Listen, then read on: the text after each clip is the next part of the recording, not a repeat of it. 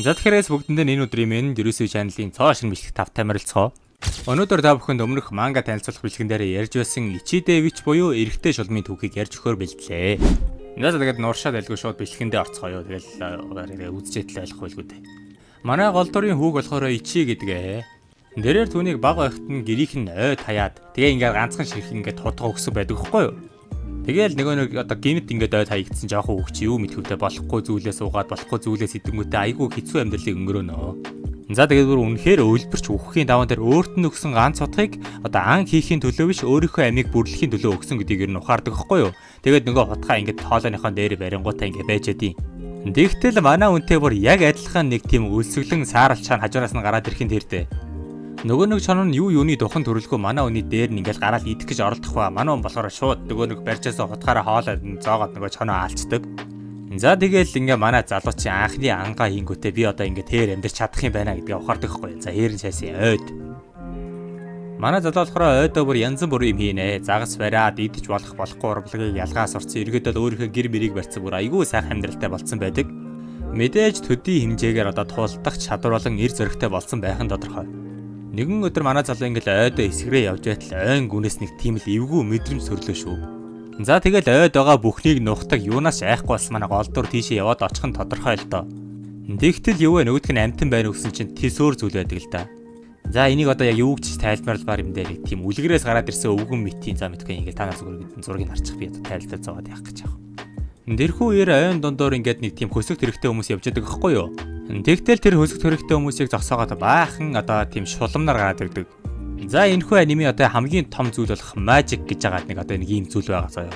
Бидний мэддэг magic гэсэн үгнээс арай жоохон өөр тий. За энэ magic нь яг юу юм бэ гэвэл эртөө цаг бид нар шиг л ингээд сайхан ингээд хүмүүс ингээд аж төрөө байж байсан байна л та. Тэгтэл нэгэн охины урд ингээд нэг тийм усан тусал гарч ирэнгүүтээ яриад эхэлсэн гинэ. Дэрхүү усан тусал юу хүссэн юм бэ гэвэл одоо миний дэргэд байгаа бүх усыг уучих бол би чамд өөрийнхөө magic чадрыг өгье гэж тэр охид хэлсэн байх нь. Нөгөө охин нь ч ус авуулаа. Тэгээд тийм нэг усны хүчтэй ингээ шидтэй болчихж байгаа байхгүй юу? За яг иймэрхүү төрлийн хэдэн сая хэдэн мянган magic байдаг. Тэгээ нөгөө нэг magic-уудын өгж байгаа даалгаврууд нь гэсэн чинь бүр айгүй сонио одоо уул руу мянган бээр алах малах нэг мэдгүй.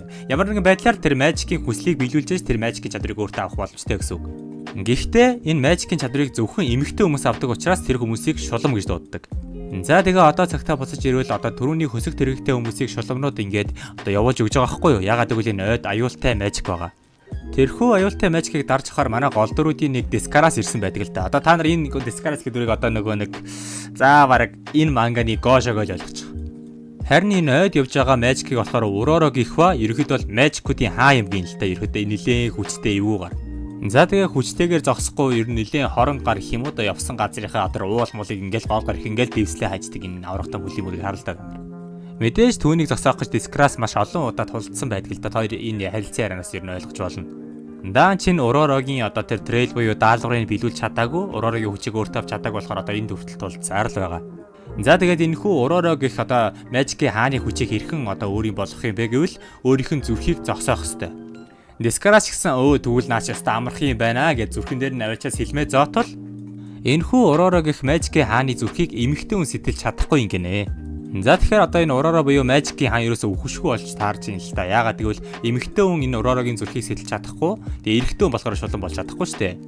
За тэгэл яалчгүй л одоо нөгөөх нь үхшгүй байгаа юм чи дискараас одоо энэ Уророгийн өмнө одоо ерөөсөө хүчин мөхөсл байна л да. Одоо гарт нь баригдчихдаг.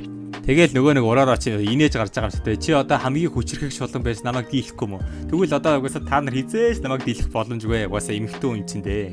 Нөгөөх нь инээж гарнаа өө. Тэгтэл тэдний хажуунаас ботон дундаас хэн гарч ирэхийг угаасаа та нар мэдчихэж байгаа шүү дээ. Мэдээж Зоро гарч ирэх нь тодорхой. Нөгөө байж гараа Ичи байсан юм биш үгээс андуурчлаа. Ичи карангуута бүр дискараас Уророо хоёр бүр хоёулаа тийм гайхацсан айгүй хөөрхөн цай гаргаж байгаа юм л да. Та нар энийг харал та. Нэгэл нэг жоохон тийм царцааны дуу гармаар чимээгүй байдал өрнөж байтал Уророо асуудаг хгүй юу? Чи хэн бэ гэдгийг. Би бол эр хүн. Би бол эр хүн гэдэг штэ. За энэхүү нөгөө Уророо чи ууралсандаа манай Ичигийн байгаа газар руу цогтвол гар нь ингээд газар доошоо яваа орчдөг. Энэ нүхэн болохоор манай Ичигийн бэлдсэн урх байсан бөгөөд ерөөхдөө бол одоо сугалах гэж үзэгдсэн илүү чангардаг юм гээл л дээ. Тэгтэл нөгөө нэг Уророо нь бүр айгүй сандарч байгаа аахгүй те. Ой хувийн орон зай өгөр хол байв надаас хоол бай. Чи юу яах гээд байгаа. Чи хоол бай энэ ч яагаад байна гээл нөгөөт нь нилээ сандарч гарнаа. Гэхдээ дөнгөж сая нөгөө нэг ураараа манай ичийг алах гэж оролцсон доо. Тиймээс одоо манай ичи маань үхлээр гэсэн урайтай болохоор тэгэл ялчгүй буцаагаа дайрал орж байгаа юм л да. За ийхүү тэгэл эмхтөө намайг барахгүй гэдсэн ураар очсон тэгэл манай ичигийн ганцхан сүлбэлтэнд оргуутал үхээд өгдөг юм да. Энэ тажууд нь гей гэж гя гэж байгаа юм байна. За явах. За ийхүү манай ичи маань яг л шулан боллоо гэсэн шиг өөр ингэсэн иймэрхүү дэгжин хувцтай болол аавна л да. Тэгээд манай ичи хүртэл ингээ өөрөө хувцсандаа гайхацсан зогсож байтал араас нь дискараас ингээ сэлмээ далангуудаа бүү хөдөлж аалаа гэж хэлдэг байхгүй юу? За яалчгүй л тэгээд манай жаалч угаасаа энэ хөдөө хээр өссөн ч тэгэл шууд рефлексэнд яваал ингээ эргэж хараад цогхохтой сэлмийн углаа ичдэг. Дискараас жоохоо харж ястаа. Би битгий хөдөлгөж хэлсэн биз дээ гэсэн чиг царай гаргана. За тэгэхээр жаалаа. Одоо ястаа болохгүй зүйл болоод бай. Чи ярьж болохгүй хөдөлж болохгүй гэдэг хэвгүй юу? Тийм. Тэгээд бас тарин уншиж болохгүй шүү гэдгээ мартсан байдаг. Тарин гинэ нэг иймэрхүү зүйл байдаг үлүү гэд нөгөө нэг барьжаасаа хотгой баруун тишээгээ далайтал тэр эзгийнх нь ой бүр тэр чигээрээ үнсэн тавраг болчихноо. Та нар энэ дискараас болон энэ босгож шалмуудынх нь гарч байгаа царайг харахгүй нэ хөөхөн байгаас та энэ бүр үнэхээр манга зурагч нь үнэхээр дөрүүдээ зурагтай айгуу сэтгэл зурдаг юм байл та байлаа. За тэгээд энэхүү чаптерыг төгсөлд болохоор нөгөө нэг тийм аним дуусхын алдаад нэг тийм хөгшин ах нарын хоолоогоор нэг тайлбарладаг юмнууд байдаг да. Яг тэр яваад байгаа байхгүй юу? Хүн төрлөختөн эрэгтэй хүн шулан болно гэдэгт итгэдэггүй байсан. Гэхдээ тэг 100% боломжтойгоор манай ичидэ вич мэндэлж байна. Нэг тиймэрхүү үйлбэрлэл байт юм л та. За яг зүгээр хэлмээ санагдчихсэн. Манай ичи болохоор чаваас нөгөө нэг амир том шид ашиглангуудаа тэгээ шидийн хүчин дуусаад бүр 3 хоног унтцсан юм байлээ. Тэгээ сэрх үед нь манай нэг ингээд тэнгэр дээр аваад ирсэн. За мэдээж манай ичи ч одоо энэ ид шид шулам молом одоо энэ мажик гэдэг талаар бүр юу ч мэдэхгүй шүү дээ. Юу ч мэдэхгүй болохоор одоо дискараас чаваас нэг тийм хөөрхөн зургийн дэвтэр дээр манай ичид ингээд зурж өгдөг байхгүй юу? Тэгснээ өөрийнхөө царайг хөөрхөн зурчжээ. За тэр ч яг хоо тэгэл одоо бид ингээл ийм нөхцөл байдалд ирээд байна гэдгийг одоо дискараас ичид тайлбарлаж хэлдэг л дээ. Тэр хоёроо нэг тийм манай хүн тийм торонд байждаг. Ичи маань тэгэл гайхаж яснаа. За би баг ойлгочлаа. Гэтэ би ягаад торонд байгаад байгаа байлаа гэдэг. За яалчгүй манай ичичээ сая нэг гараа далангуудаа бүхэл бүтэн ойгөр байхгүй байгаа эцсийн ч юм тэгэл одоо яалчгүй тэнгэр дээр ярилцахаар аргагүй болсон юм шиг байна л та. Тэрүүн ингээд манай ичигийн алсан уророо гэх босс нь болохоор одоо босс нь чашимтай хаан нь ямар ч шидийг тийм дээд түвшинд нь гаргах чадвартай тийм амар тийм хүчрхэгжүүлдэг мажик байсан юм байна л та. За жирийн шидээр зүгээр нэг тийм гал гаргалаа ч гэсэн одоо манай залуу ямар нэгэн байдлаар гал гаргах гэж оролдох юм бол тэр нь ингээд тийм хүчрхэгжүүлээд тэгэл саний доор болсон дэлбэрэлтэй адилхан юм болох юм шиг байна. Тэгээд энэ нэг одоо төвзөржүүлэхийн тулд сургуульд хийдэг гинэ.